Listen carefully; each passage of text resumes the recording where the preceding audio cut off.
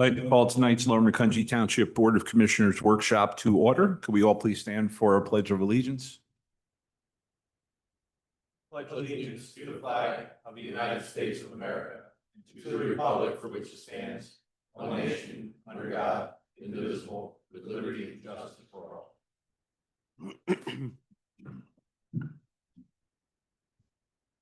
Okay, first item on the agenda, interview for Planning Commission, Richard Zayats. Hey, Rich, why don't you just come up here to the microphone there, have a seat, make yourself comfortable. You guys doing Good, how are you tonight? well, except warm? Mr. Jones, would you like to take the lead on this? Happily. We're very excited that you have submit your interest to join our planning commission. Part of the process that we generally have, we have the planning commission chair, Wes Barrett, here with us. We have a couple of questions that have basically been put together by the planning commission over the years that are standard that we ask everybody. I believe that they were circulated to you. So we ask those questions and then we open it up for discussion and question with the board. And, but at first, please just tell us a little bit about yourself and your interest in being on the planning commission, your experience. A little about myself. I owned a business in Emmaus for 27 years now. I work in insurance. Spent 4 years on Borough Council, a lot of time with the Main Street Partners, LBEDC, as an advisory person for several years during the 90s. Other than that, just been involved with the community as much as I can. And a Rotarian, as Richard knows. Right. Awesome. Well, thank you so much again for your interest. The first couple of questions Chairman Barrett has for you, and then I'll pass off to me, and then we'll hand it over to the board. All right. So some of these are two-part questions, so I'll go through them individually. What is your understanding of the Planning Commission and its purpose? And then what do you think the Planning Commission does for a township? Well, it's my opinion is it's an advisory board for the Board of Commissioners.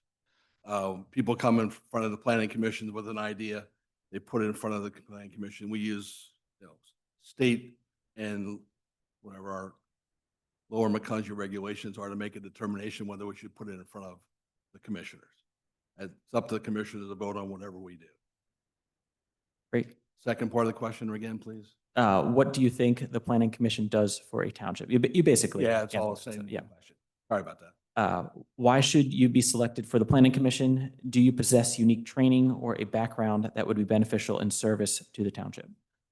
I think there's anything unique about me. Okay. There's plenty. There's plenty. There's a few character flaws, but there's no uniqueness. But anyway, I think spending time, number one, in Borough Council, dealing a lot with Main Street Partners and what we've done over the years to do and have things move forward with us. So remember the shared office space on Main Street? That was part of what we did. Yes, I think one of the questions is, have you ever been part of a big project? The biggest project we did in Emmaus at the time was the Meadows. Okay, and I was part of that with JB Riley and that whole crew of people who've now become a little different. And but that's where I've been involved with this. Okay. Great. Do you know what a planning or what a comprehensive plan is, zoning ordinance, subdivision, and land development ordinance is? Do you know what they do as part of the local development process? Yes. And if you remember, the Emmaus's first comprehensive plan was done during when I was on Borough Council. And the reason was because Pennsylvania had a lot of money back then. And they sent over, number one, Lehigh County was doing their comprehensive plan. They wanted all the boroughs to be involved. And what they did was they sent over representatives from the state to help us define and make our comprehensive plan. It was probably an 8-month process. Yeah. What year was that? By 93. Yeah. It's too bad they didn't do it for the townships at the time. And then another question, are you able to meet 2 evenings a month to attend meetings and workshops? Yes. Great. Yeah, most of the time we meet just once, but we do sometimes have a workshop meeting in there. Not recently, but there's that opportunity. There will be advance notice, right? There would be plenty of advance notice. They're all publicly advertised. We'll let you know well in advance. Nate, I think you were going to handle some of the questions as well. Yes, sir. So I have a couple more. I think you've already answered number 5, but this is a good opportunity for you if you have any further background that you want to share with the board. But Have you ever attended planning commission meetings or board of commissioner meetings where a large development was proposed or on the agenda and taken part? Unfortunately, yes. Yep. Okay, we have a technical question. Are you employed by or associated with any business, company, or association or group that might come before the township with any formal business as part of you being on the planning commission? No. Okay. So the last two, always my favorite. What's your vision for the township in like 5, 10, say even 25 years? How do you think it's going to look like? What do you think it's going to be like in that time? I have absolutely no clue, just like everybody here. We have a vision and we like to make sure that what we put in place makes that vision happen in 25 years from now. It's the best we can do and make good decisions along the way. I'd like to see more green space. Personally, I like to see more green space. The second thing I'd like, and I know the Pennsylvania regulations don't mandate this, is if you're going to put in a big, large development, that we make sure we do a traffic study to make sure the infrastructure can handle that. Okay, at this point, I know it's not required, so many of the developers are against that. I understand it's a very large monetary commitment, but if you're asking the question, I'll give you my opinion. Perfect, thank you. And then the last question I have, and then this goes hand in hand, I guess, then what's your current view of development that is occurring in the township or throughout the Lehigh Valley as a whole? What do you like? What don't you like? What would you like to do to help change it? What do I like? I like we still have green space. I like what we're doing here with buying off whatever we can. I don't know how it works, how we buy the green space. I think it's a wonderful thing. I think that's great. I think our biggest problem is impervious ground surface, along with impervious roofs. We're dealing with a lot of runoff. And I think that's one of our biggest challenges that we need to face going forward. Great, thanks. Those are all of our regular questions. Do any board members have any questions that they'd like to ask? Commissioners, any questions for Mr. Zayats? Rick, I think that's it. All right. Well, thank you so much. Quick and painless. Ladies. Appreciate it. Have a Thank great you very evening. much. Have a good night. Stay cool. Or at least try. Thank you. Take care, Rick. Okay, next item up for discussion, review executive summary of cable franchise agreement with Service Electric Cable TV. Mr. Vital. Thank you. We just wanted to update the board. Our legal entity, Cohen and Associates, that's working on our cable franchise agreements, both with Service Electric and RCN, are nearing a part of completion. We're getting ready to have a final draft version to the board on where those things are. They are 10-year agreements. They mirror the existing agreements that the township has had in the past, with the exception of some adjustments for how revenue and fees are calculated. Since the last time we did this, there was some additional federal language that allowed those components to include different items. We have received a summary from the legal team, Attorney Roberts, of this component. Renee and I had two questions that we had about the ability to broadcast public meetings like this onto the Service Electric component. Right now, we live stream onto the RCN side, and we have language for Service Electric, but we want to make sure that it's for live view broadcasts. So that component, they're adjusting that or going back to the one to Service Electric to see where we are with that. So fairly standard agreement compared to what we had. We'll circulate a full component to the board. I'm hopeful that maybe at the second August meeting, we may be able to get the Service Electric component done. RCN may take a little longer as they go back and forth with corporate. So, potential September consideration by the board. Wanted you to know that it was nearing completion, though, and you should have it before you, unless there's questions or concerns I need to get from the board back to the legal team. I think we're in a good spot, and we'll be, requesting the board consider, approving those agreements. Any questions for Mr. Vital on the Service Electric Cable franchise agreement? Yes. Yes, Commissioner Robert. Okay. It appeared that in 2019, the law changed so that we have to pay for uh, using Service Electric to provide services for the township. And I assume that's at the standard rate and there's no discount to that. Is that correct? That's correct, as I understand it. There are a list or schedule of facilities of public good in there. They will be attached as, or included as an attachment, mostly these government buildings, the fire station, ambulance station, those type of things. So that law did change. They're allowed to consider that part as, a deduction of their fees as submitted to the township, as I understand it. And there is no discounted rate that they have to offer. They also do not have to offer any internet type fees because that's not covered by or services because that's not covered by the law that regulates the actual cable franchise. So buildings do not receive internet as part of that side of it. But that's also at the commercial rate. Correct. So if we decided to go to another cable provider for providing those services, there would be no impact financially. Is that correct?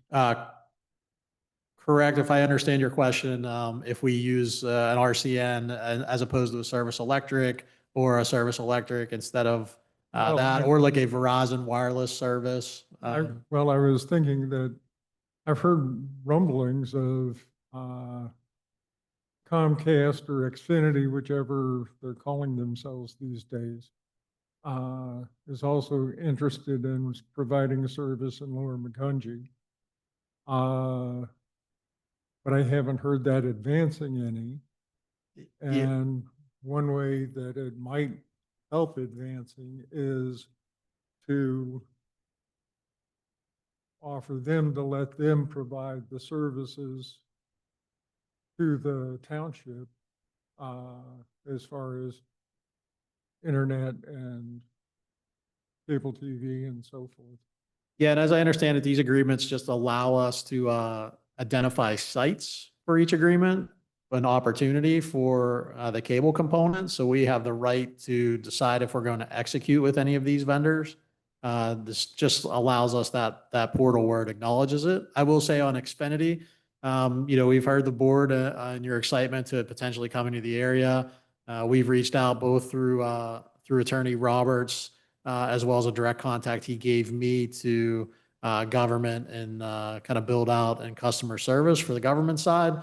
I've sent correspondence. They basically telling them that we'd like to work on a franchise agreement and see them in the township.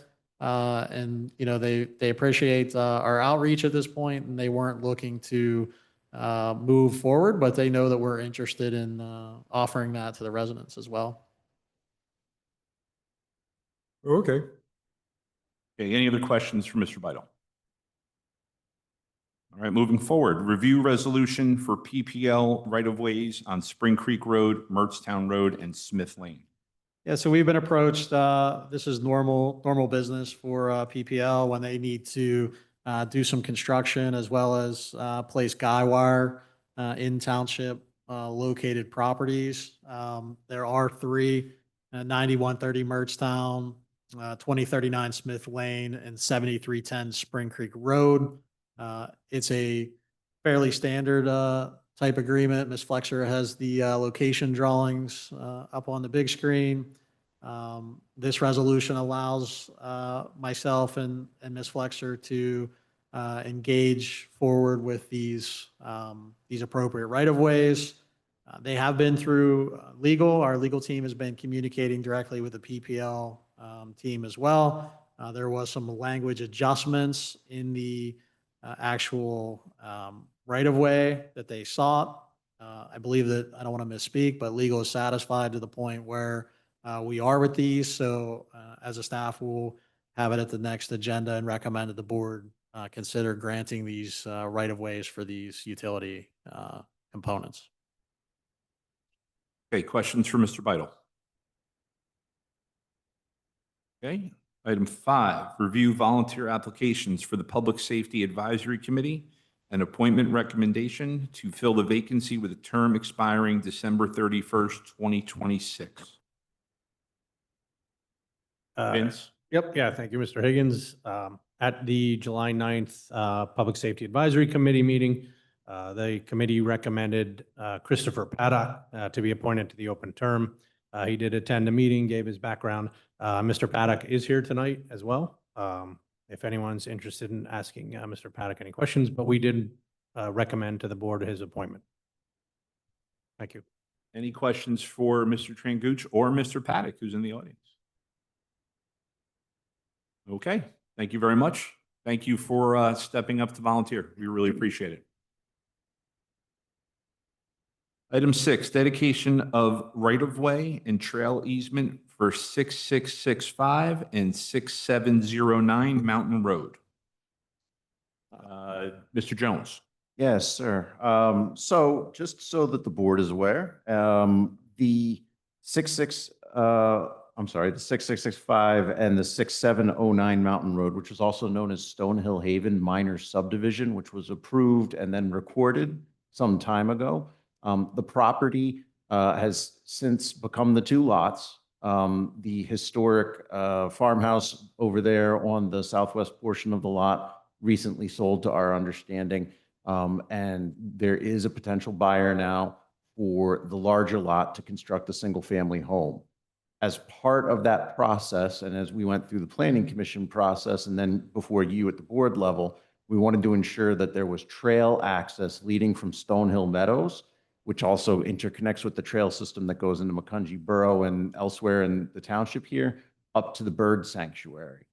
The trail easement runs around the side of the property as per what our saldo calls for, and then out into the right of way, so that eventually at a future point in time, we will have the ability, hopefully, to connect the bird sanctuary with the trail network, with the construction of a trail and a crosswalk there. But in the meantime, as the property is changing hands, we do need to take the dedication of the right of way and the trail easement for that trail so we can hopefully build it in the future. That is currently happening right now. The manager will be signing off on it. And the reason why we're doing this at a board workshop is because the property's changing hands. And so we need to act relatively quickly on it. And the resolution you have before you is to kind of acknowledge my signing of those documents to execute on those easements, knowing that transaction is happening soon and we need the original property owners. So you'll notice in that packet that's we want to make sure the board's okay with me signing that, knowing that it'll be in front of you at the next meeting, that I did sign it and moved it forward. So. Okay, any questions for Mr. Jones or Mr. Beidle in terms of receiving the easement? Okay, manager updates. Mr. Beidle, yard waste passes. Yeah, I have a couple things here. I'll just go right in order. Just always updating the board. We're at 3,154 yard waste permits. We continue to enroll our residents in that program. There is no cost for it. It's on our online platform. Residents are still allowed, of course, use with their existing pass. We haven't cut that off, but always like the board to know where we are from that part. There were, as we know, 6,000 plus of the old permits. And at this point, we're, about halfway with issuing of cards. So we appreciate the residents' patience. We'll continue to give you guys updates on how that's going for us. So we are scanning. We are keeping a log of our visitors from the new software side. So we always have that, and we can always update the board with those transactions. At some point we will, and we'll give you monthly counts that we normally have. So just an update on yard waste. It's going, we think, well. Still working through parts for enrollment or struggles on the computer side. We'll have also a blitz out for email notification when it's time to renew that for 26. So that might create some potential issues, but we want to let everybody know early. So we're in process, still working through it. 7.2, the regional 537 plan.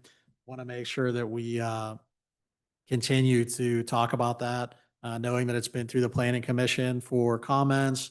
Also, we'll be in front of the board here fairly soon, I believe by the end of August, for your consideration of the approval of that 537 plan. I would continue to note it's not an expansion of service or service into the service area. It's more a source reduction plan, guiding all of those things that we always talk about, pipelining, lateral repair, manhole, look back. We're in a 5-year plan, knowing this part of the next components here. It does set the work for the I&I things that we need to continue to address. And that's the basics of the plan. It also opens, the possibility for opening our agreements with the authority or having discussions of such over the next 10 years to maybe reposition those as well. So it's here always. It's on the counter for the residents. If anybody would like to view it, it's still on the public area for display. And we look forward to bringing that in front of the board and resolving this next part of the plan. So submission for or from the LCA, I believe they need to be in by like the end of September, beginning of October. So we have to have our signed resolution to them prior to that. Questions on that for Mr. Vital?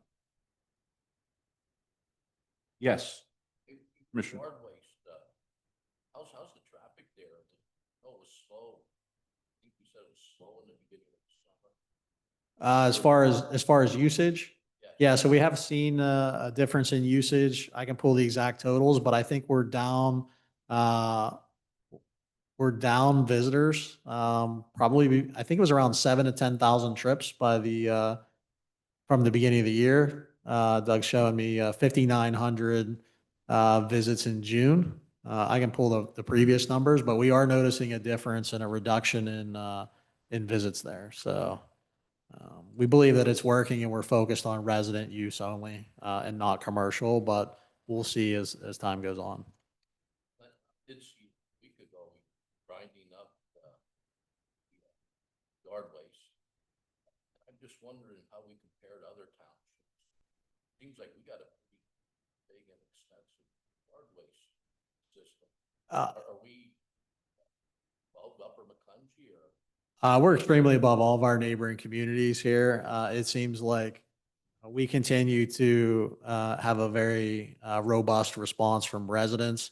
As Doug has kind of come on board here. We're keeping track of the amount of resources plus man hours, personnel processing all of these items to give the board a better picture of where we are. I would say our operation exceeds other neighboring communities and what people are seeing there with everything. So it's an overwhelming number of trips and what we're doing on processing. So we have those counts, I believe, of material that's coming out and what we're trucking and grinding. I mean, you spent what, 3 days the other day? You're just grinding and then doing a double grind. So yeah, it's definitely more robust than what most communities around here have. All right, so I'm accurate then when I spread the word. We do have one heck of a yard waste system going on here, and your men are doing a good job. Yeah, it's very robust. I don't think maybe we always try to pass the message to residents on how much it takes to run this operation, as well as all of the things that we have to go through to process all of that material. So yeah, it's important for them to know the service that's being offered out here. Thank you. Okay, Upper McCungie Township connection to Mertztown Pump Station. Yeah, so we had talked at the last workshop about the potential. Ms. Flexer has a little diagram. So as we had said before, the new Mertztown development that was the result of the Spring Creek lawsuit settlement that created that subdivision on the western end of the township. That settlement agreement required the township to have a sewer pump station, which Ms. Flexer has marked the area in the red X of where that future pump station will go. That pump station forces and a force main from there to the area of Spring Creek Road near the bridge and the church. As part of that, it serves this neighborhood that you see on the kind of the diagram and those 400 homes. Directly above the neighborhood is the border for Upper Macungie Township. Basically, that line that Renee's highlighting. Right above there in the blue highlighted parcel is a pump station for Upper Macungie that handles sewer flows out of that cold water crossings, pumps it northeast, I believe, to another location in Upper Macungie.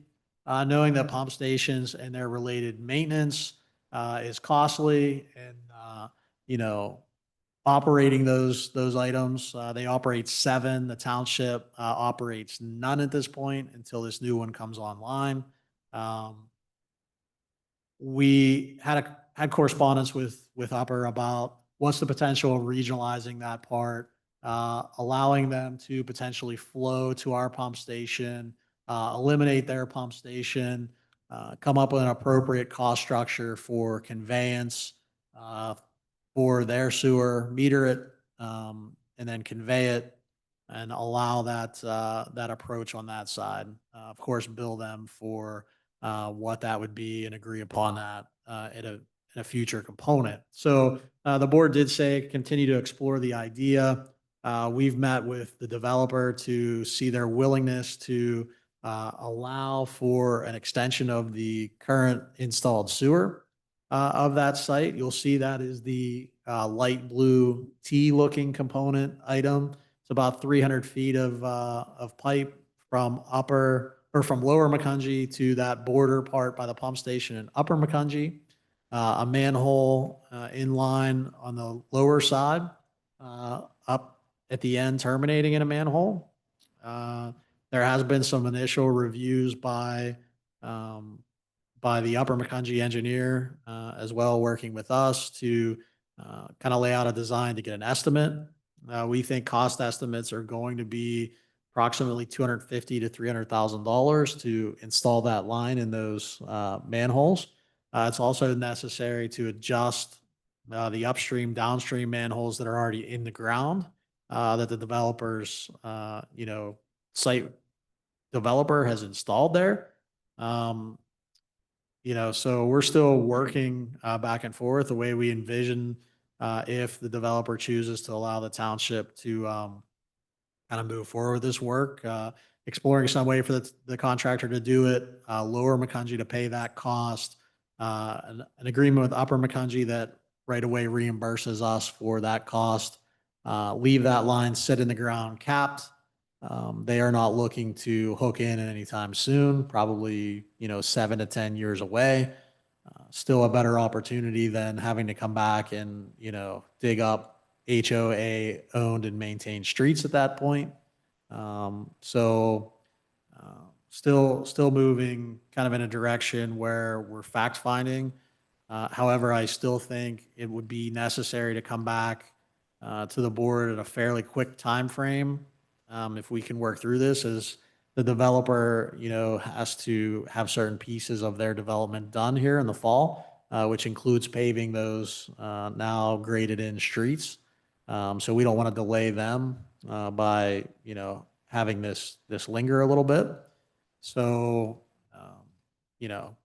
agreement potentially with the developer to allow us to do the pipe work, agreement with Upper Macungie to reimburse us for that work, and allow them to connect in at a future date.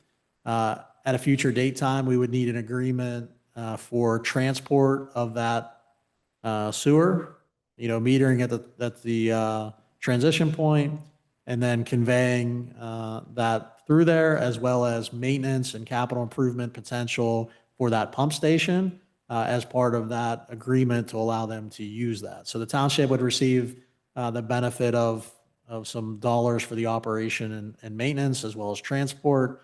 The HOA will hopefully see, some component, as right now they're responsible for all of the operation of the pump station, as well as that part. So we would think that would balance out a little bit in the future, but wanted to make sure the board didn't want me to kind of put the brakes on it and not not kind of move forward with where we are. So that's the update. It's a kind of a lengthy one, a little complex with the multiple agreements that we would have to look at.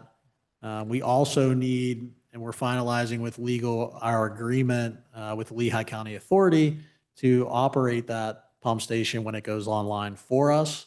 So right now, even if we choose not to do the connection or allow that to go forward, we'll have an agreement for the board to consider for the LCA to provide certified operators and operate that station for us. We look at that timing probably around September. The developer needs to have that turned over, I believe, by like the 1st of October. So either way, we'll at least have that as a base minimum to get that back to the board. Okay, questions? Commissioner Robert?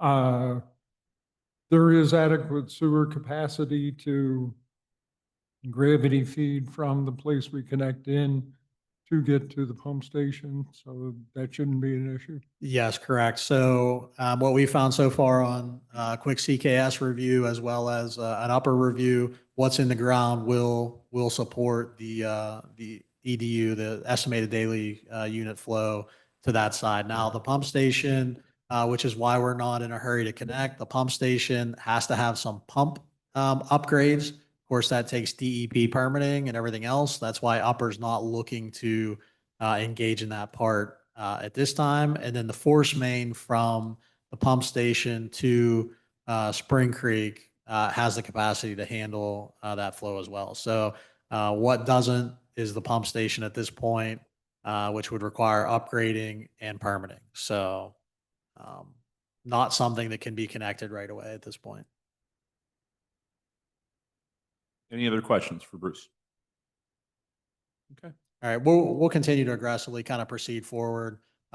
If there's a willingness with Upper, we'll work out that agreement with legal, have that back for your consideration, hopefully in August. I think we'll have to be at that point. Anything past that'll be too late. So. Okay. 5011 Hamilton Boulevard Driveway Access Agreement. Yeah, so we'll probably take this as a team here. I know Vince and Nate will have to help me through as well where we are. I'll give you the kind of quick look back on the situation. They can jump in with the technical specifics here. So right beside the West Coastville Recreation Center to the east, there is a private single-family dwelling unit that exists. That unit was occupied for a substantial period of time. It has recently changed hands and been sold from the last owner. During that process, what we found, there was an agreement from 1995 that the township engaged that property owner with that allowed for the access use of the current West Coastville driveway. So Ms. Flexer has marked the single-family dwelling with an X. You can see with the circle, the off-street pad parking that is located on the single-family dwelling house property. So they drive down our driveway, parking that component. The 1995 agreement was just with the current or the former property owner. It did not cover future property owners. It allowed for access of the occupant and visitors for that driveway to park in those parking spaces. It did not allow for the occupant or their visitors to use any of the parking spaces in the West Coastville facility or have any impact on that component. It also did not allow for a commercial use of any of that part of the driveway or for that component of the property. It also said that the resident was responsible for any damages caused to our driveway, as well as assumed the risk and liability with using that. So that was executed in 1995. Since that property changed hands, we now have a null and void agreement. We've been approached by the current property owner as that's a non-conforming use, the residential, single-family residential in the West Coastville Commercial District now. They've asked to have and engage in an agreement with the township once again for access, with potential for commercial access. At this point, we don't have a use. We don't know if they're proposing a commercial. We don't know if it's anything more than, what is currently existing in a residential component. We have no further details on that side of it. The staff has and I would note that the West Coastville park property, as well as that facility, has a deed covenant on it that says that our facility and the fields can be used for only recreation or educational component, nothing else. So that's what's currently on our site. So I guess we have several questions to ask of the board. Number one, do you want us to work forward with an agreement to allow access through our driveway to this property owner, knowing that they are landlocked in there? There is no on-street parking on Hamilton Boulevard. There is no alley that runs to the rear. If you so choose to have us move forward with an agreement, is it for residential use only, or does that include and allow for commercial use, knowing that, there's no commercial use on the township property, and this would be a change to the original 1995 drafted agreement that for some reason that we're not aware of, because it happened a long time ago, what the intention of the township was to not allow for commercial use there. We have several concerns, knowing that number one, what is always the liability with allowing people to access township property? When you put that in agreements, both for, just general liability, but also the maintenance there. So if, is the expectation on a Saturday that the township is out removing snow in that parking lot to allow access in there, if that would become a more than residential type property. Number two, what are we doing with our building and how would that impact it if we address this in a certain way? We don't know what the future holds for that side of it, but still planning that. Number three, any impacts we may have to the groups that use that, like, LMYA or people, making sure if anything would become more than, a couple spaces for parking, that adversely or negatively potentially affects them in that component. So the staff side, if the board wanted to engage in agreement, we definitely would recommend kind of keeping that residential, single family at this point.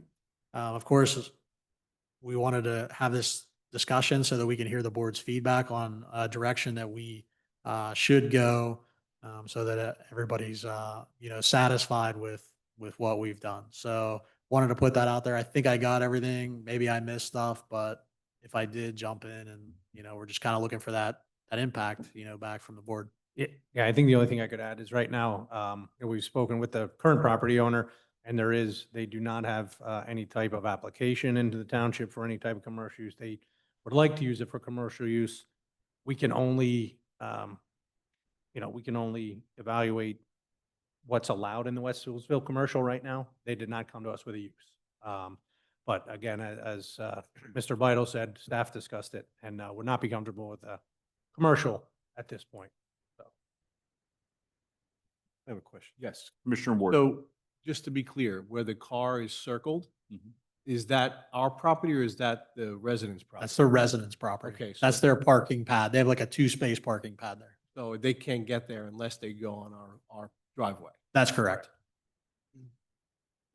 Again, just me speaking here, but I think, we don't want to make it where they can't get to their residence. But I do think we can certainly draft an agreement that is very specific, that it's only the conveyance in and out of their parking spot, that they're not to use our facility, our parking area for anything that's not part of the agreement. That's just my, the way I view it anyway. not to just jump in here, but how does the board feel about the potential for commercial use there if they were to, expand that parking area to the rear? Now they're using the township's driveway to access that area, and what that may entail. They do have, potentially space back there to add additional impervious, which could allow for a lot. But of course, those employees, customers, visitors would have to now use the township's component to allow that to happen. So a couple things. Number one, if I do believe we have to provide them with some sort of access because there is no other access. However, I wouldn't want to go any further than what the original agreement says. Now, the original agreement says it had to be a owner occupied residence. It couldn't be a rental property. Commercial was not allowed. If that was the case, I have no problem with a similar agreement for the current homeowner. However, what I think is a cleaner thing, although legal may not allow it because of the deed restrictions. Ideally, we would sell them the driveway and then fence off our property line to the one side of the building, which we know at some point won't be there anymore, to the rear of that driveway and along their property line in the back, that would close off access to our parking lot and still have an in and out, because you could come in off of Hamilton and out into Costco, which is why that entrance was put in there. The problem is, I don't know if we're going to be allowed to do that. That would be the cleanest thing. And then whatever they do with their property, they do, we don't have any responsibility anymore. We don't have any liability. It's not ours. I just don't know if we would be allowed to do that from a deed restriction standpoint. There appears to be some green space between the building and our driveway. And so would it be possible for them to relocate the driveway onto their property? Yeah, I think, with the regulations of PennDOT HOPs on Hamilton Boulevard, I would tend to think that they would not be able to get an HOP in a current position without either, demolishing the building, bringing their entrance in, maybe putting up another commercial structure or something like that. Again, I'm not, it's just a summation at this point. Yeah, I think the question would be, would PennDOT allow them to expand the opening that's onto Hamilton Boulevard and have an adjacent driveway next to our driveway? Which, at that case, we wouldn't give them any easement onto our driveway. We could fence it and say, this is your driveway, this is our driveway. But knowing PennDOT and how cooperative they are in so many things, the chances of them allowing an extension of that opening are probably low. Well, I think the other thing we need to look at is our current HOP there, right? So we have a one-way in, which would be that access, right? And then we have a one-way out. There also is, like you said, that entrance to or from the shopping center. I would just want to make sure that, we wouldn't be hindering the township on any HOP that currently is there, right? Right. Would go away. Exactly. Yeah, and I thought that it was one way in and one way out. And so in actuality now, for the resident to be using it, they have to drive around the building and come out the other That's correct. Correct. That's correct. Yes. side. So it's more than just the one driveway that's involved. So I think it's definitely, we have not decided exactly what we are going to do when we tear down that building. And until we do that, I don't think we should be entering into any kind of an agreement with them. Or at most, limited to what the 1995 was.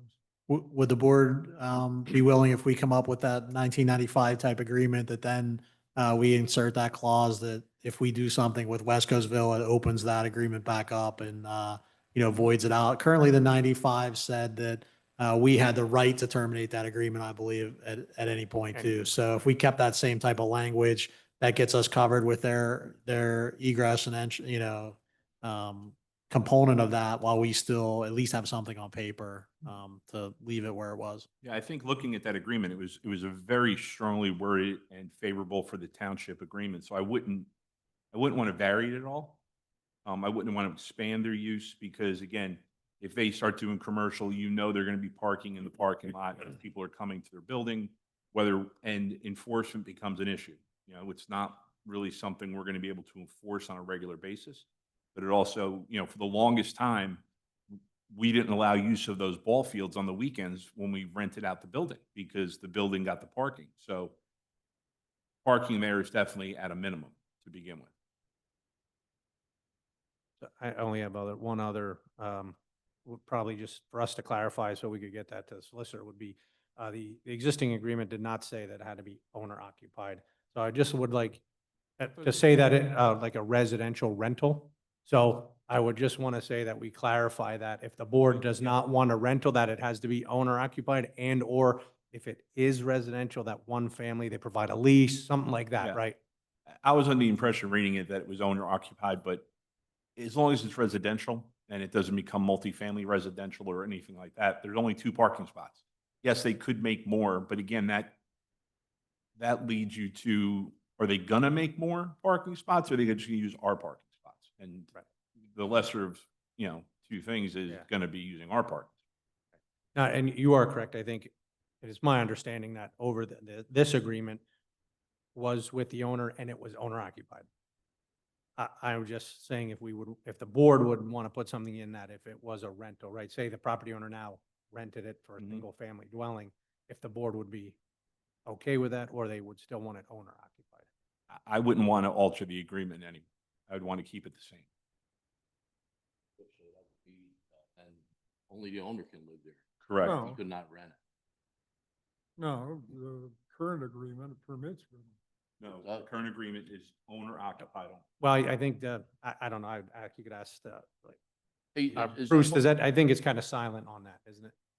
It's Is- just the agreement was with the current owner of the property. Correct. I'm trying to look through real quick. It does say yes, it designates, the former owner to use said driveway and parking lot only for ingress and egress. And then it said that the township desires to permit, the name of the owner to use the driveway and parking lot for ingress and egress purposes. So it does not spell out that it wasn't with anybody but the The owner. owner at that point. It doesn't say though, owner Gotcha. or occupant. It says owner of property. Is that a one-way in, The one way Yeah. out. one-way out? One way One way in by the in, house, one Next way to the house, out. to the one way- right. Yeah, If standing on Hamilton, to the right is in, Been doing it. left is out. so they gotta use both. Yes. Correct. Yeah. It's Correct. not only, No, they've always been able to use both. right, but it's not only the topic of the one No. Right. there. It's the That- topic of the loop. That's the in, that's the out that Renee's highlighting. And then the other current one is agreement the in. indemnifies That's the township in. For anything that happens on our property, Right. either side. So when we plow it, because we would plow the whole loop then for them. Even when, even now that it's not being used at all, that building. Correct. And then, when you talk about an HOP, that's probably been there close to a century. There may not even be an HOP for that. To get one to move it over.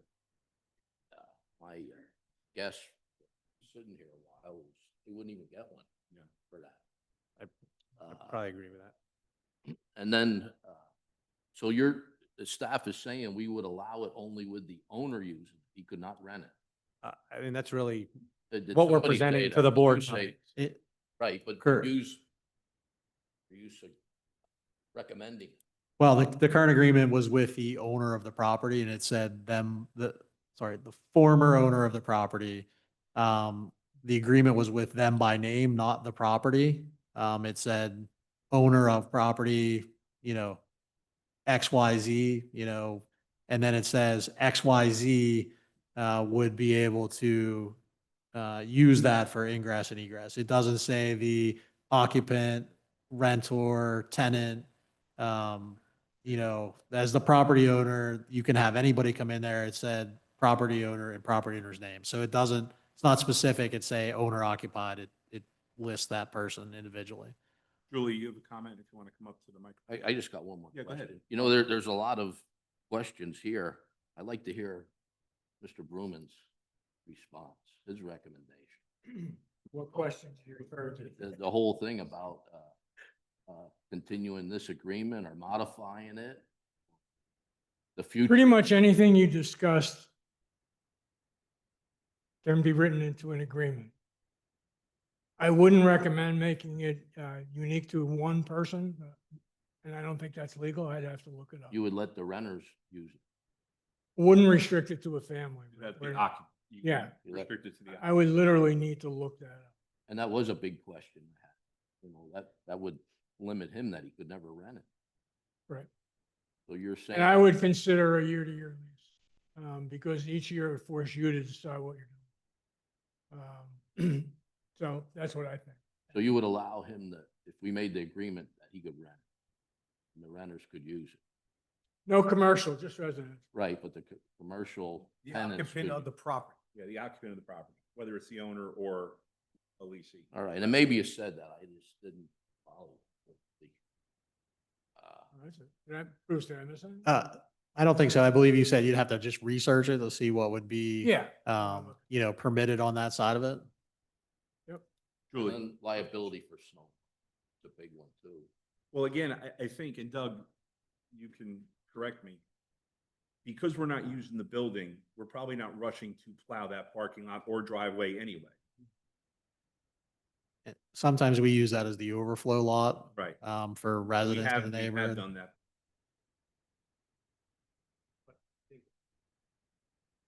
If it's residential, the understanding is that, when they get there, right? And if they get there, they do. If they don't, no. But, that's where we discussed as staff that we don't want to be under some commercial property's thumb. Right? Julie? I just want to clarify, the sale of this property has already taken place? That's correct. That's a done deal. And the previous owner did not come in to check on any of this ahead of time, and the person who bought it didn't come in and check with the township on this ahead of time. Not that we're aware of. We don't know what due diligence occurred. So I mean, to me, the owner kind of, I don't know whether he slid this by the new owner or whether the new owner figured the township has to help me out now. And I just find the whole situation very curious that this took place without this conversation happening before the property even went up for sale, probably, which makes me question the long-term plans for the current owner on this property. Well, I think I they've know been- it's somewhat limited, but I think they've been somewhat clear that they would like to explore commercial because it's in technically a commercial zone now. So the residential would be a non-conforming use. right. But wanting to give everybody, I guess, their own respect, this agreement went in 30 years ago. It may have slipped the mind of the seller that there actually is an agreement for this. Could be. Now, the current owner or the new owner buying it without clarifying, that's a misstep. My concern is we've uncovered other residential properties along Hamilton Boulevard that are operating a commercial use out of a residential property.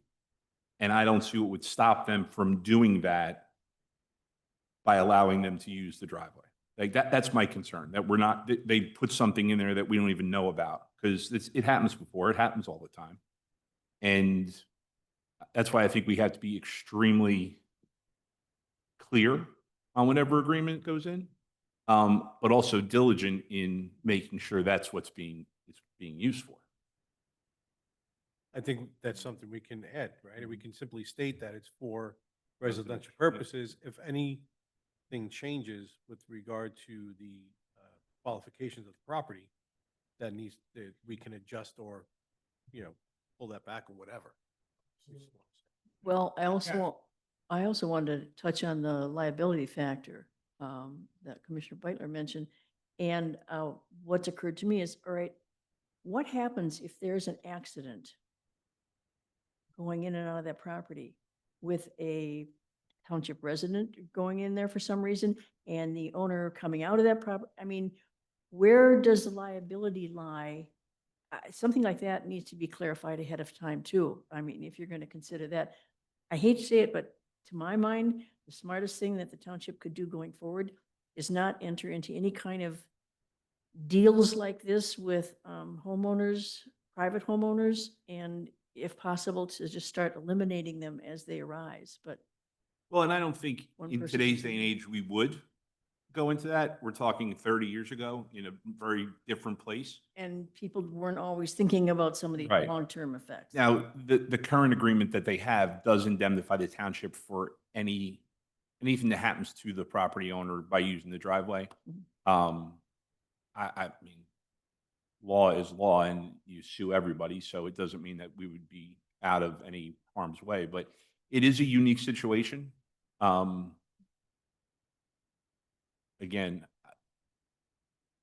to me, the cleanest thing is if we can get rid of the driveway, would be great. But I just don't know that we can do that.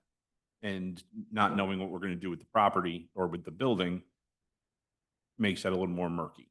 But I think David's right. Like if there is an agreement, it should be a year-to-year agreement. It shouldn't be, for, perpetuity of the ownership of the property. This way, there is some sort of mechanism in place to change that. Thank you. Hey, one more question. Yes. Is home, Vince, is home occupation considered residential, commercial? Yeah, so technically, a no-impact home-based business is allowed by right. It's in the MPC, so our zoning ordinance also follows the MPC. So yes, a no-impact home-based business would be permitted by right. So if the board would choose Mr. Bruman to look into that to see if that could be restricted legally, we could put that on there too. Because at one time that was popular in our township, home occupation for insurance companies, beauty shops, barbers, It still is. and it know. still is. Mhm. And they, just thinking back 20, 30 years, used to be only 2 to 3 additional parking spots needed So. for like a barber shop. Yeah, so I think, again, let me discuss it with Mr. Bruman. I'd have to look at that only because that's an existing nonconformity. So if they came in with a no impact home-based business, that still may be nonconforming because it's in a West Coastville district now. So let me do a little more research with that, but that's a great point. And again, I'm asking not to hit the citizen. We want to help them. I just crossed my mind. Well, it changes the parking, It does Definitely. change it. and if, home-based businesses are allowed deliveries, right? I mean, just like any home, right? So we'd have to look at that as well. So, have delivery trucks coming in, Well, and what's FedEx, UPS, that kind of stuff. And what's the definition of a no-impact home business? There was an article in the paper recently about somebody that started a bakery out of their house. But it's a no impact because nobody comes there to get goods. It's, Well, delivered that to is them. it's defined in the MPC, and then also we have a home-based business is also defined in the Lower McCounty Township zoning ordinance, and they're two separate things based on the qualifications of, right, people coming to your house. I would say more like if you are an accountant, you do people's taxes at your house. That's a home-based business. Architect, something like that. No impact. Right? No impact means no impact to the community. Could be in a residential community, residential district. So there are different qualifications for that. The biggie was parking. Correct. and this is unique in the fact that they don't have access to their parking. So At all. it's building upon, an exception for an exception. And that's where it gets a little complicated. Okay, any other questions about this or comments? All right, good discussion. Mr. Beidle, anything further? Oh, of course. I have various updates on things. I course you couldn't do. just stop now while I was talking the whole night. Couple of things, always got to make sure we thank the Garden Club, and the Weber family, taking care of the campus and the Memorial Garden. up by the community center. Thank you for everything that you do in this component. We appreciate you. So wanted to make sure we mention that. I'll probably mention it again in another board meeting just so the public can hear and it's in the minutes. Some updates on projects. We appreciate the residents' patience with the road resurfacing project that's ongoing at this point. We'll also have some additional street paving that's coming next in the near future, probably in the next week or two. We know that there's some inconvenience, especially with the current surface treatment that's happening now. Residents have, phoned and expressed their concerns. We hear that. We appreciate it. We're working through that through Public Works as best as we can. Some of the projects and updates on those. Gun Club Road Bridge continues to move forward.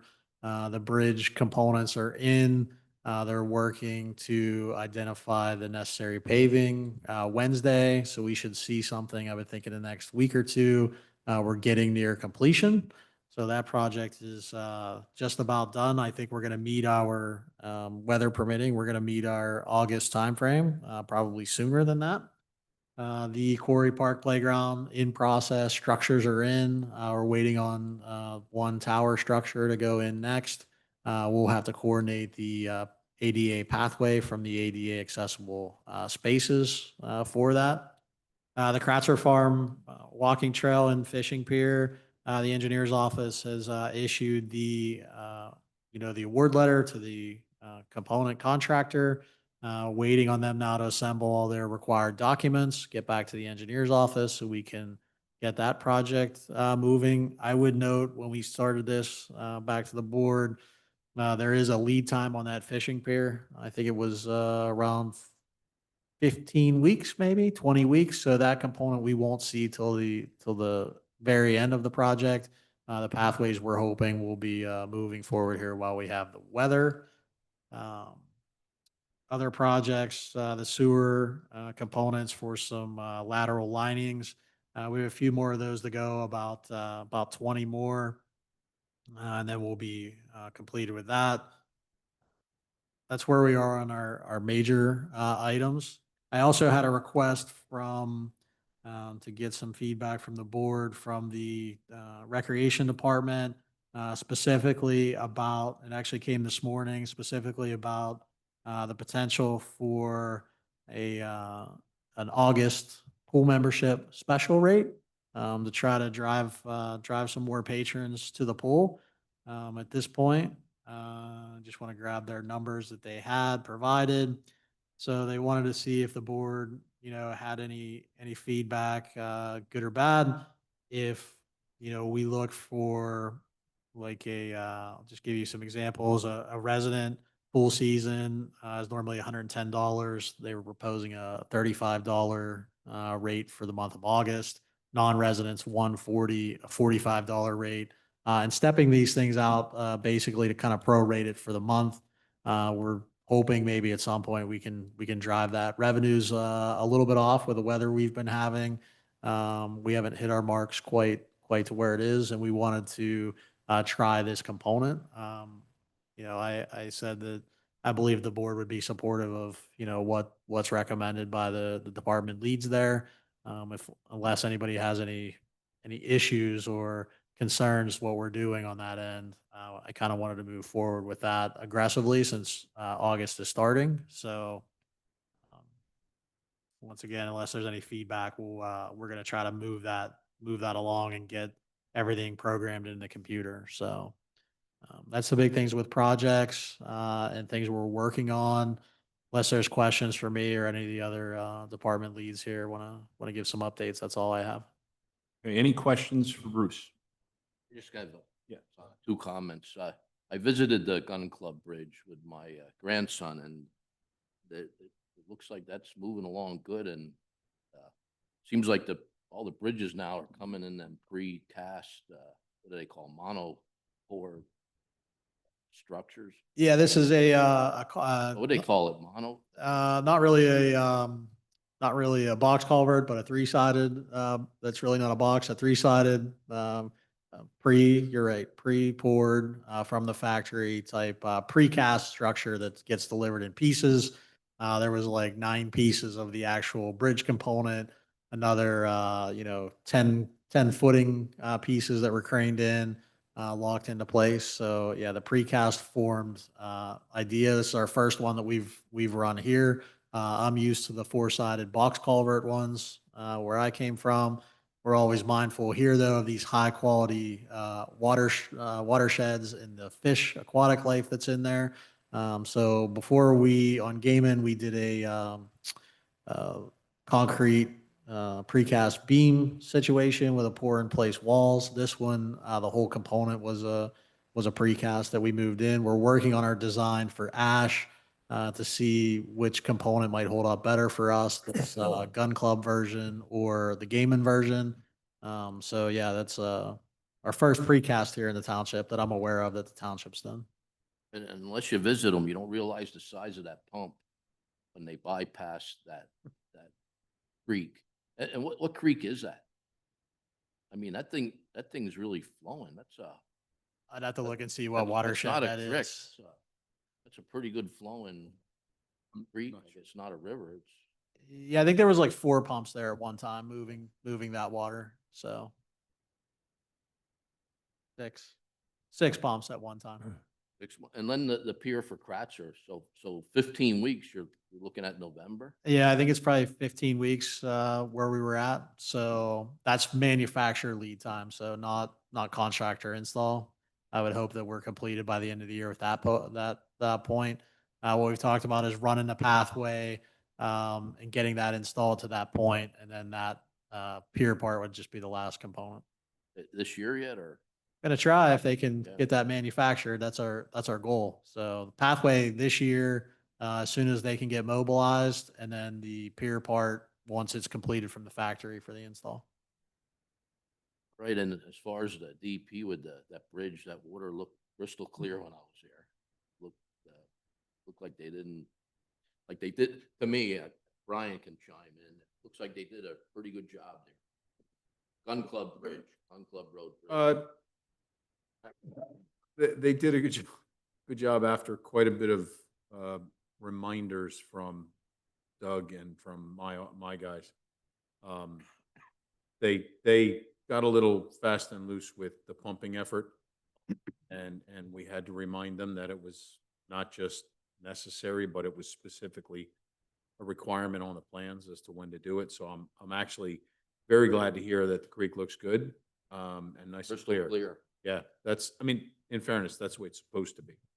But our construction manager was quite upset with some of the conditions early on, and we had to circle the wagons and kind of get things back in line. Well, there goes my bridge credibility. That's Swabia Creek right there Yep. too. Yes.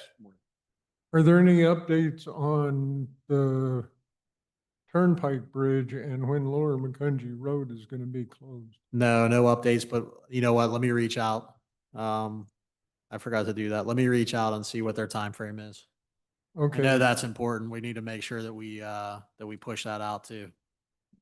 And, yeah, you wanted feedback on the August,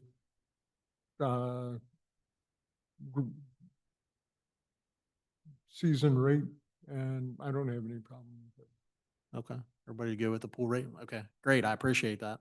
Uh, And I'll make sure we update the Lower McCungy Bridge part.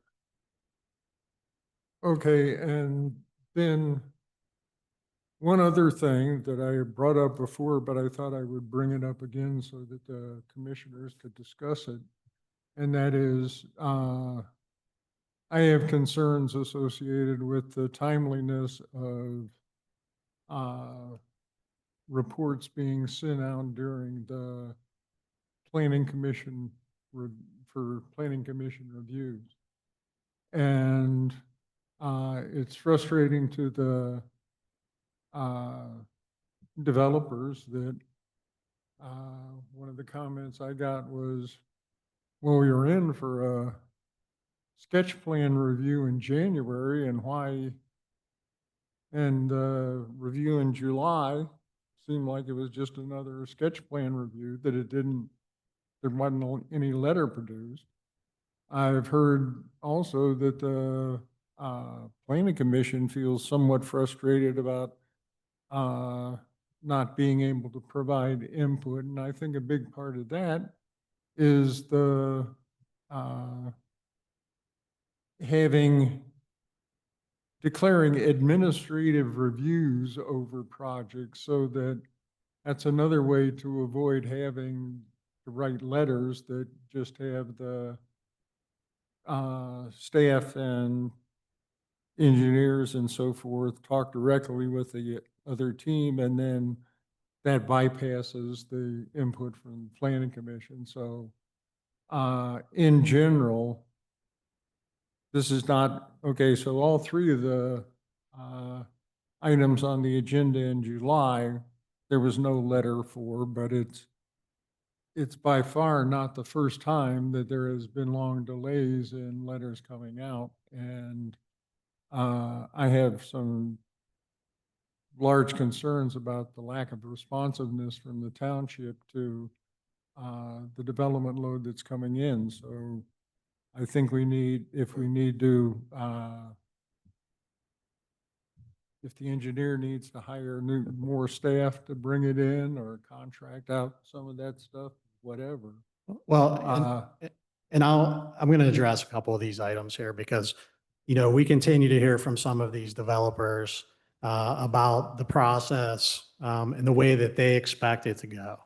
And for me, what I've told staff, specifically the engineer, the planner, and, the director of the department, it's time that we get compliance with these developers when they come to the township. So I've specifically asked letters not to be drafted on projects that aren't complete, that have a general lack of engineering detail to them before they're submitted to the planning commission, and waste the volunteer time of planning commission members. So that's the first component. The second item is, just me on the way the operation runs. I see no value to bring complete projects with detailed letters, both engineering, planning, and zoning, back to the planning commission, where we give a presentation, and at that point, it's too late for planning commission feedback. So the idea in July, and what we want to continue to do, is bring sketch plans and things of that nature back to our volunteers who have put a lot of time to sit on that board, and hear from the developer what they're actually presenting. And for years, I don't know why there's such a confusion with developers when they choose to come to the planning commission, or they choose to add items and say, I need to be on this agenda for X, Y, Z. We have a professional planning staff. Their job with administrative reviews and things of that nature is to address things as planners and bring it forward and make sure that it's completed prior to getting to the board. So I'm more than willing to talk to those developers that have concerns that came to the July meeting and address them directly with them. And also, if I have to change things with, the way the board wants us to approach these, we will give numerous letters, and we'll tell the engineer to waste his time to do numerous letters that then have to go in front of the planning commission, that potentially have to get revised in detail and go back. So more than willing to do that. It's disappointing that I hear from developers that haven't contacted my office on how and what our approach should be. We want to support the planning commission so that they can give us accurate feedback and feel like they have a say. I feel after the May and June meetings, it has to be discouraging for planning commission members to hear our staff give an entire overview of a plan that's basically done to that point. I would feel, if I was them, that I'm fairly neglecting my duties to give that feedback and then have things addressed. But I don't want to speak to them or for them, but that's just the way I feel on the way that I've seen our business operation, and I've been telling staff to ratchet it back. So that's why there's not letters. That's why we're not aggressively doing things. We want that feedback. So by all means, if the board wants us to do full reviews, disregard everything and get it to a planning commission level, so they feel that they can't have feedback, we can do that. We can also, change things and just have our stuff, everything completed, and we'll bring that back to the board then and disregard all of their work. So, by all means, we'll do whatever the board looks to direct us to do. But I'm the one. It has nothing to do with the engineer or their staff. I'm the one that continues to tell staff how I want things directed. And we can change that if that's the will of the board. We have a unique opportunity. Mr. Barrett, you are the chair of the planning commission. You chose to stay for the rest of the meeting. So Did. I'll just ask you, is there a level of frustration at the planning commission on lack of letters or timing of letters? I mean, I think it's an evolutionary process. For one, the board that existed 3 years ago, I think I'm the only one that's left. The size of the board changed. There were a number of very experienced members on at a time, and that's changed as well. So there's a lot of learning going on. I was happy to see Mr. Zayats apply. I think that'll add a new, strong voice. And it's definitely a balance too in finding that, what the planning commission does. I think that input is important. To sit here and just show up and literally read, all right, here's what's being approved, doesn't seem purposeful. But at the same time, having a level of professional opinion coming in guides all of us, especially the newer members, to understand what to do. So I actually think that we're getting to that spot. We've shifted around where it's going, but I think right now, actually, we are at a good spot where genuine input gets given, and then those letters come out. But also, from the starting point, it takes a while to change expectations. It's almost always the same attorneys that are there, it's many of the same builders. That expectation has to change. So I think we're just in an evolutionary point more than we are in a revolt point, that if we're getting complaints, I don't think it's necessarily apparent to the members that are sitting there. It's maybe behind the scenes that's coming out. But personally, I think that we're getting to a much better point where the sketch is there. Let's absorb it. Let's figure out what the best plan is. And then when you get to that next level, that's when it starts to get more serious, decisions get made. But no one's going to walk in here on day one and have their plan moved to the Board of Commissioners at that meeting. It just isn't. It's not what any planning commission probably in Lehigh Valley is doing. And if they are, they're not doing their job. So hopefully that gives you a sense of where I think we're at. Thank you. Mr. Robert. Okay, so yes, I agree that a lot of the plans do not conform with the standards for a preliminary or a preliminary final when they are first submitted. I don't have any problem with a letter going out saying what the deficiencies are. But it seems to me that once a submission is made, either there should be documentation of what deficiencies are holding up the review, or a review should be done. Yeah, and I think at least on my end, what I've told staff, and I appreciate that comment. I've told them, number one, it's not their job to design these developers' plans, and it seems like 16-page plus review letters from our engineering department back to an applicant. Chances are you're not either ready or you haven't put the time in to understand the township subdivision and land development ordinance that you're coming in front of us with those items. So even to the fact that, me personally, I've told staff just start rejecting these plans right away as not being complete. Let's not even waste our time. Staff, looks to help facilitate the planning process and move it forward. So they're more willing to take these and try to expend their time and energy to get through them and, give additional feedback and comments. But as Mr. Barrett said, getting a complete balance here of looking at these plans, which frankly, a lot of sloppy work that comes through, slop in, slop out is not the best parameter. So yeah, I mean, I'm all for sending a letter back that says, sorry, you're not compliant with X, Y, or Z. We're fortunate our engineer actually gives detailed components of why we're not compliant with the code, notice X, Y, Z, this note, this section of the code. He basically designs these projects for them. I've kind of told him and expressed my frustration. I don't think we should be doing that. But yeah, I mean, I think having those letters, at least to acknowledge that they're deficient and not have a certain level of detail might be helpful back to these applicants, rather than just the denial letter that I want to issue for their lack of completeness. Could I make Yes, one more comment? Mr. So, Barrett. I mean, I think also, just to kind of go along this concept of what I'm hearing is, one of the things, and I mean, maybe it's just me, but I think there's a general consensus. I mean, everyone wants things to move efficiently. That also kind of goes along the lines of time is money. So the feeling is that if they're taking very long time to have this delay, money's getting used. But when the project comes in, if they're getting billed by the township engineer, that is the money. So that has put that slop that came in that we don't really have much to go on.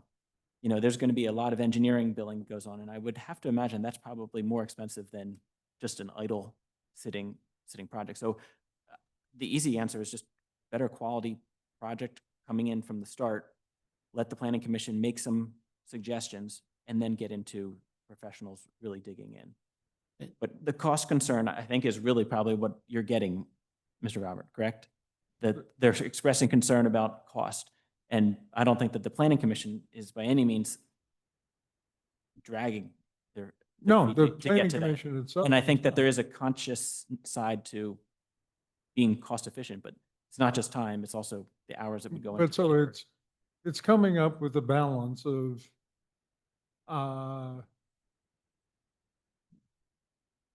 communicating enough with the planning commission as well as the developers about where what the issues with the review are, and then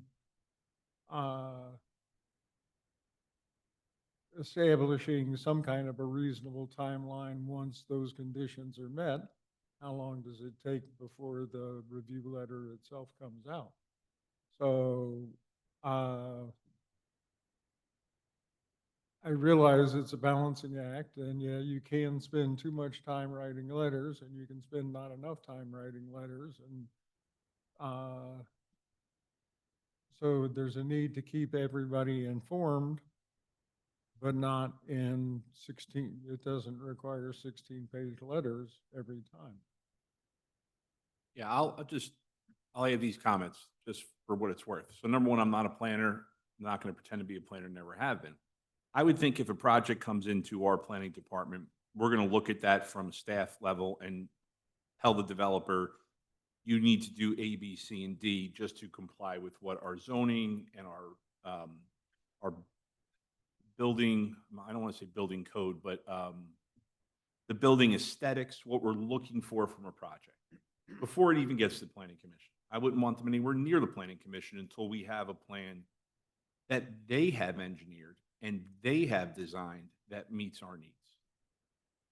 It's not our job to engineer something for a developer or to sit there and give them feedback so that they can engineer it better. That's why they have an engineer. But at the same time, I'll also say that being on this board as long as I've heard a number of complaints from developers about process regardless of what it was.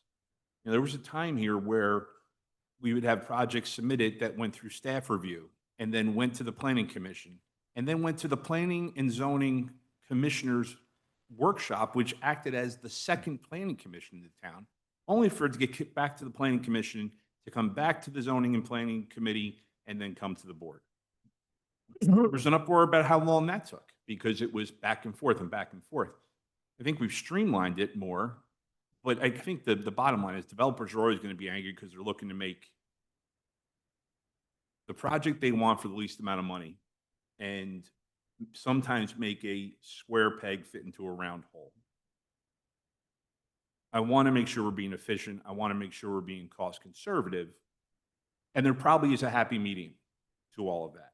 So maybe it's an initial letter that says, this is what's wrong. Before we move further, you need to fix A, B, C, and D to comply with what our ordinance says and what our saldo says and what our design standards look like before we get to the planning commission. So the planning commission then can do their job and actually add comments and give comments so that when it comes back to the board, we have a chance to approve or deny.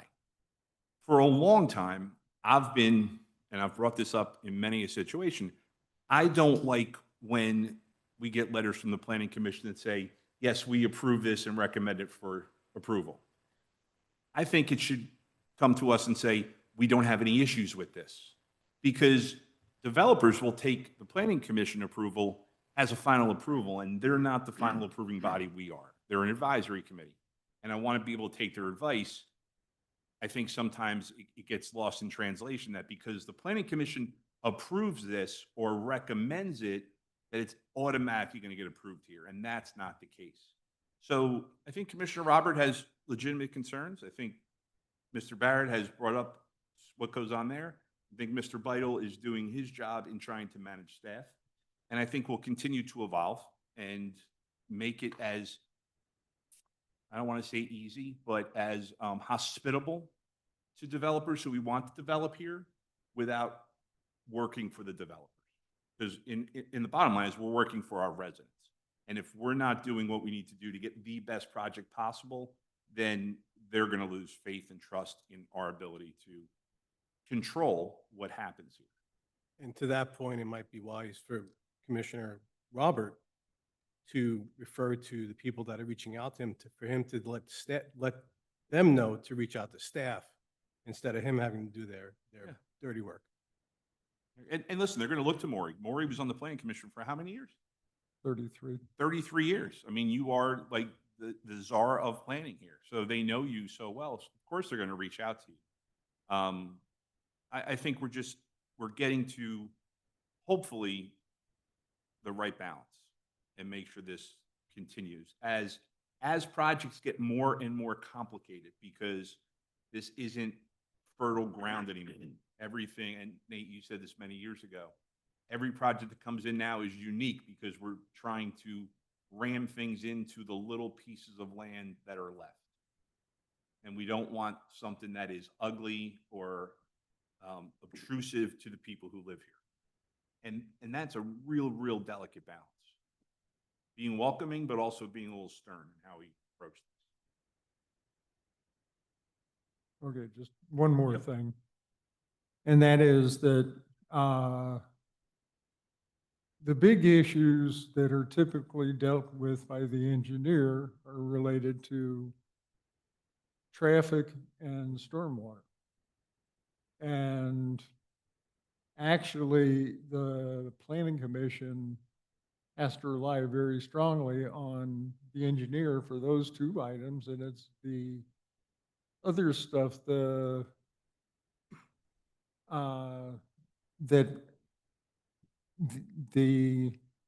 moving a road around a little bit or something like that, that the aesthetics sort of, that the planning commission actually can do a lot of, and how much of the floodplain should we take, and stuff like that. Okay, and the other part that should come up fairly early in the review process is the zoning requirements of does the zoning ordinance permit that number of houses to fit in that amount of land and so forth that can be identified so that variances can get requested before the zoning hearing board or whatever. So I would say that the three biggies would be the traffic, the stormwater, and zoning issues. And that none of those really are completely within the purview of the planning commission because of the technical background required. And I'm sure, Mr. Beidel, you can take that under advisement and as we craft our approach, work as best as we can to make sure we're keeping everybody happy. Yeah, 100%. Okay. Is there usually a time that respond within? Yeah. There is a defined time. So there's a time set by the municipality's planning code that we have to, move things forward through. Now, that requires that the, project be complete in the application and the materials submitted to the township. So what happens is those, just to kind of have a background, those projects come into the township professional staff. They are evaluated for, the initial concept of the plan, including the zoning components to make sure that that's going to fit, all forms of the application being complete, including all required drawings. At that time, you may get a rejection. Staff takes those components and starts their internal review. It's one thing that we always hear from developers, their expectation that they're going to get on a planning commission agenda right away. As I tell staff, the township code is written that once the planning department, specifically the planner, has deemed it ready to move forward, it's then submitted to the planning commission for their either initial review. At this point, as we've been trying to show sketches and get that component of feedback, make sure there's nothing that needs, heavy overhaul addressed while consultants are working to review those items. For us, what I'd like to normally those continue to move forward, that they want to get in front of another planning commission and then eventually the board, and that's how a plan gets approved. For us, with those technical items, in my previous life experience, after the planning commission component, usually plans set then until all technical items are complete back and forth with the consultants before it comes back in front of another planning commission round with those final completed comments and letters for final review before it goes to a board. And that's a lot of times where the process kind of skips, where developers want to get right back in front of the planning commission again with their next part. So that's definitely a change of how we approach those components. So we are evolving our process. We try to be as responsive as possible. So, but I appreciate the feedback on what we might be areas we might need to improve and look at. Okay, and the one thing is that, yeah, to my knowledge, there have been very few rejections of plans submitted. And I would encourage that change so that a rejection letter be issued or an acceptance letter be issued. And once the acceptance letter is issued, then that's an indication that the plan is in a position that it can be reviewed and so forth. Yeah, and that part is for completeness, that part, the rejection or the approval that it's going to go forward. So that's the part for us that at least says there's enough information that we can start to try to get our hands around what the project is to look at. But so if there is a letter of rejection or acceptance, then that clarifies where that plan is in the process, rather than just whatever garbage they happen to submit is deemed as can be made into a acceptable plan. Yes. However, the developers always say that is complete. Their lack of completeness in work, they consider the submission being complete because they put a plan sheet there that was required by the Saldo and that was included. Doesn't matter what the plan sheet actually says. They just say, "Oh, I gave you a landscape plan. This application is now complete to move forward." Even if their whole landscape plan is not compliant at all with any township code, they say, well, this application is complete. So we move that application forward at some point unless we find that it's missing an item quickly to say, I'm sorry, your landscape plan really has nothing compliant in here and it's not detailed per township spec, that we have to try to pick up on. So some of these more technical things like stormwater, where they're already in it or things are moving, those calculations and everything else, they may be complete as submitted, but that doesn't mean that they are of the component where we have to do more additional digging or try to get more values or things of that nature. So that's the difference between accepting it for it to move on and then not having the appropriate information then at that point where we now get bogged down in the scheme of things. And it's interesting. I don't want to name them by name, but we do have a developer that's moving a plan through the process. I believe it's like, 25, 30 homes.